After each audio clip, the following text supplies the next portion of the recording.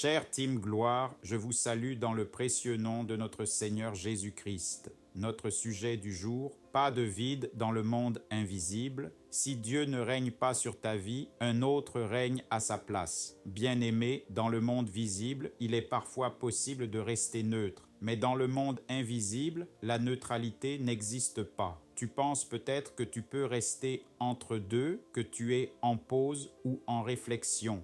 Mais le monde spirituel ne connaît pas le vide. S'il n'y a pas Dieu dans une vie, quelqu'un d'autre prendra sa place. Jésus l'a dit, le monde spirituel ne laisse aucun espace vide. Matthieu 12, versets 43 à 45.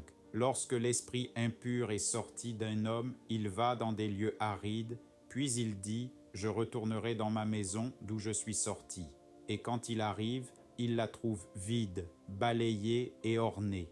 Alors il s'en va et prend avec lui 7 autres esprits plus méchants que lui. Vide, art, danger. Un cœur sans Dieu devient un champ d'occupation pour les ténèbres. Une vie nettoyée mais non remplie est une cible spirituelle ouverte. Une église sans la présence de Dieu devient un théâtre pour les Jézabel, les faux prophètes et les mercenaires spirituels. Le monde spirituel est gouverné par des autorités. Éphésiens 6, verset 12.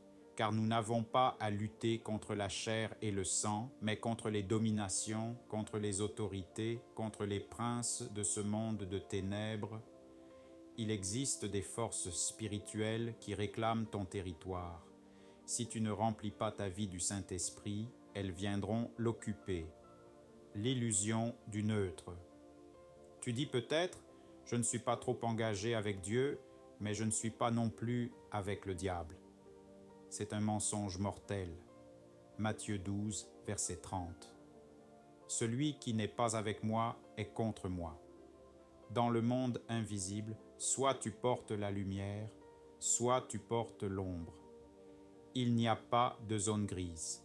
L'ennemi profite de chaque vide pour prendre position.